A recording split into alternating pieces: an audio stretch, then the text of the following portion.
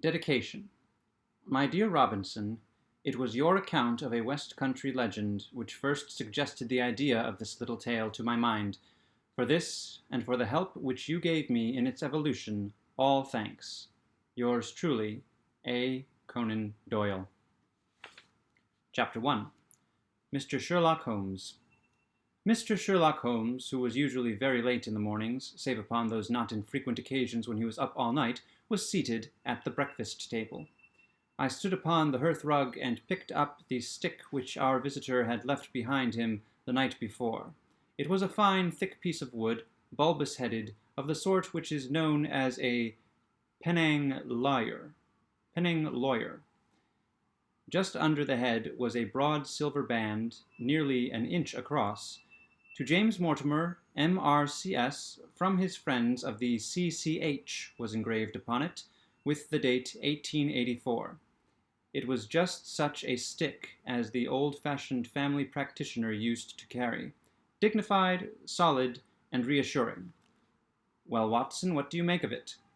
Holmes was sitting with his back to me, and I had given him no sign of my occupation. How did you know what I was doing? I believe you have eyes in the back of your head. I have at least a well-polished silver-plated coffee-pot in front of me, said he. But tell me, Watson, what do you make of our visitor's stick? Since we have been so unfortunate as to miss him and have no notion of his errand, this accidental souvenir becomes of importance. Let me hear you reconstruct the man by an examination of it. I think, said I, following as far as I could the methods of my companion, that Dr. Mortimer is a successful elderly medical man, well esteemed, since those who know him give him this mark of their appreciation. Good, said Holmes, excellent. I think also that the probability is in favor of his being a country practitioner who does a great deal of his visiting on foot. Why so? Because this stick, though originally a very handsome one, has been so knocked about that I can hardly imagine a town practitioner carrying it. The thick iron ferrule is worn down, so it is evident that he has done a great amount of walking with it. Perfectly sound, said Holmes. And then again, there is the Friends of the C.C.H. I should guess that to be the something hunt, the local hunt, to whose members he has possibly given some surgical assistance, and which has made him a small presentation in return. Really, Watson, you excel yourself, said Holmes, pushing back his chair and lighting a cigarette. I am bound to say that in all the accounts which you have been so good as to give of my own small achievements, you have habitually underrated your own abilities. It may be that you are not yourself luminous, but you are a conductor of light. Some people, without possessing genius, have a remarkable power of stimulating it.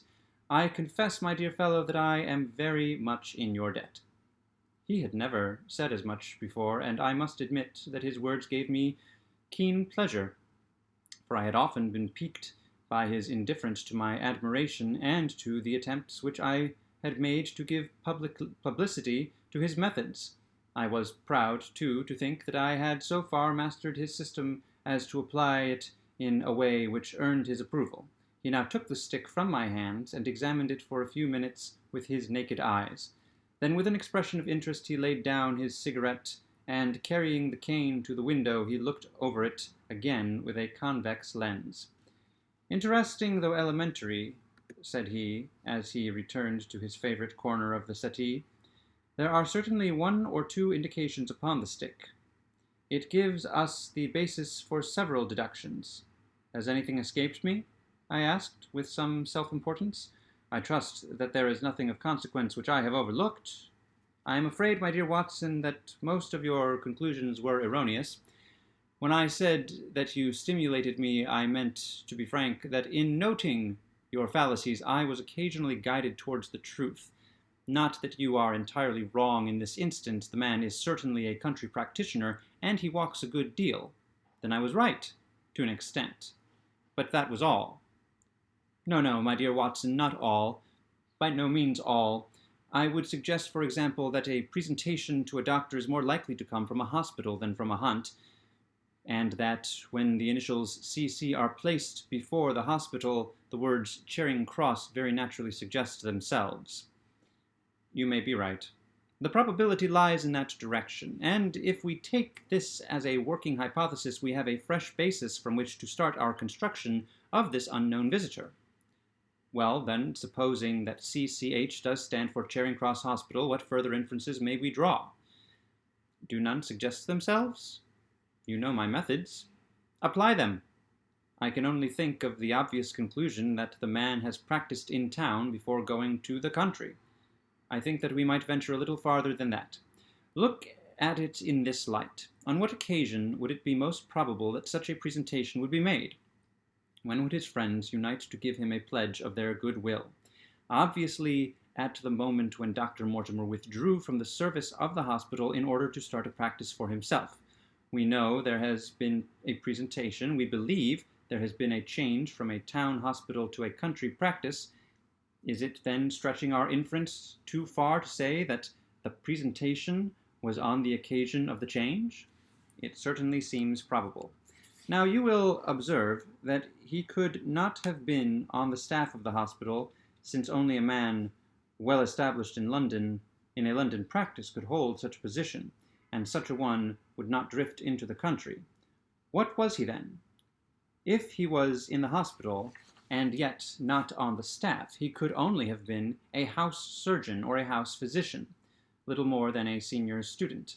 And he left 5 years ago. The date is on the stick.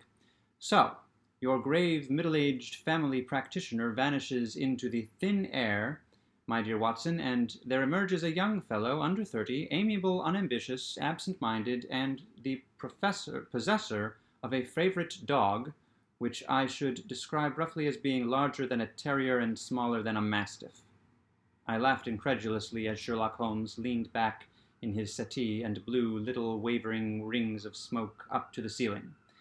As to the latter part, I have no means of checking you, said I, but at least it is not difficult to find out a few particulars about the man's age and professional career. From my small medical shelf, I took down the medical directory and turned up the name. There were several Mortimers, but only one who could be our visitor. I read his record aloud.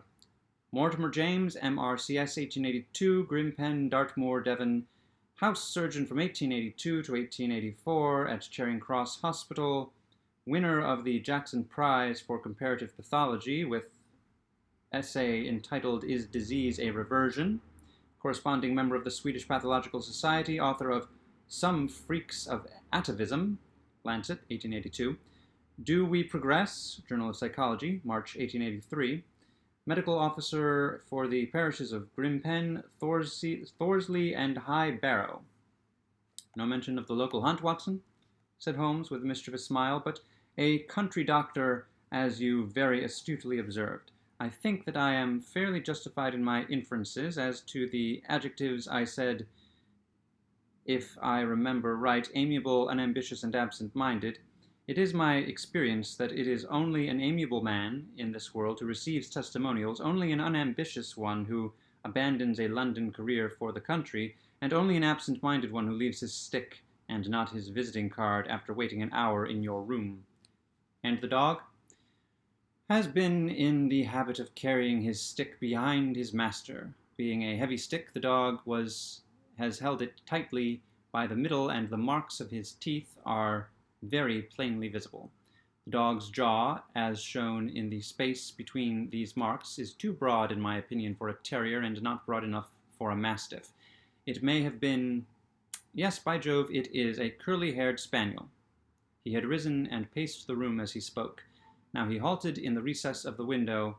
There was such a ring of conviction in his voice that I glanced up in surprise.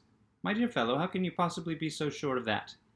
For the simple reason that I see the dog himself on our very doorstep, and there is the ring of his owner. Don't move, I beg you, Watson. He is a professional brother of yours, and your presence may be of assistance to me. Now is the dramatic moment of fate, Watson, when you hear a step upon the stair which is walking into your life, and you know not whether for good or ill. What does Dr. James Mortimer, the man of science, ask of Sherlock Holmes, the specialist in crime? Come in." The appearance of our visitor was a surprise to me, since I had expected a typical country practitioner. He was a very tall, thin man, with a long nose like a beak, which jutted out between two keen gray eyes set closely together and sparkling brightly from behind a pair of gold-rimmed glasses. He was clad in a professional but rather slovenly fashion, for his frock coat was dingy and his trousers frayed. Though young, his long back was already bowed, and he walked with a forward thrust of his head and a general air of peering benevolence. As he entered, his eyes fell upon the stick in Holmes's hand, and he ran towards it with an exclamation of joy. "I am so very glad," said he. "I was not sure whether I had left it here or in the shipping office." "I would not lose that stick for all the world." "A presentation, I see," said Holmes. "Yes, sir." "From Charing Cross Hospital?" "From one or two friends there on the occasion of my marriage." "Dear, dear, that's bad," said Holmes, shaking his head. Dr. Mortimer blinked through his glasses in mild astonishment. "Why is it bad?" "Only that you have disarranged our little deductions. Your marriage, you say?" "Yes, sir, I married, and so left the hospital, and with it all hopes of a consulting practice. It was necessary to make a home of my own." "Come, come, we are not so far wrong after all," said Holmes. "And now, Dr. James Mortimer, Mr. A humble M.R.C.S. A man of precise mind, evidently." "A dabbler in science, Mr. Holmes, a picker-up of shells on the shores of the great unknown ocean.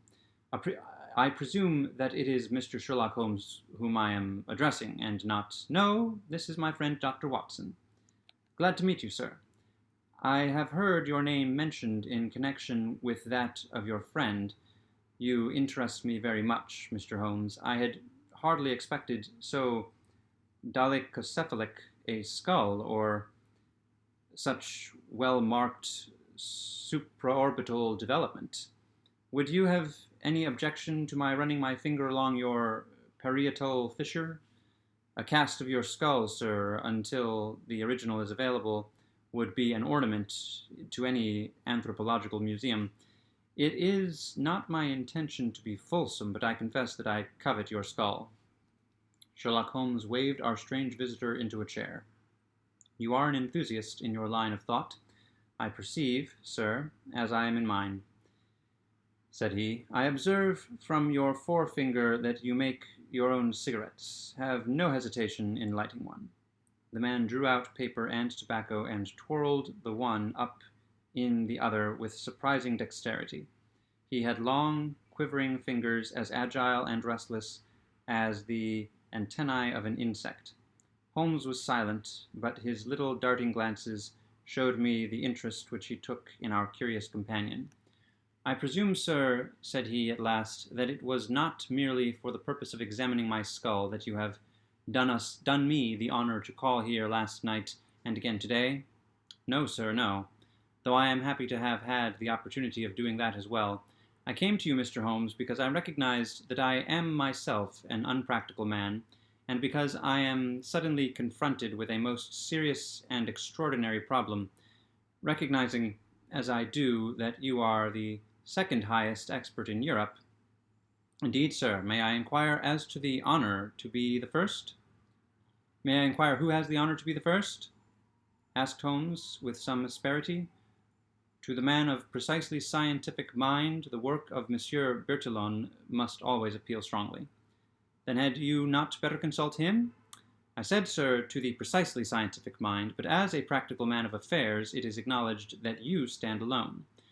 "I trust, sir, that I have not inadvertently, just a little," said Holmes. "I think, Dr. Mortimer, you would do wisely if, without more ado, you would kindly tell me plainly what the exact nature of the problem is in which you demand my assistance."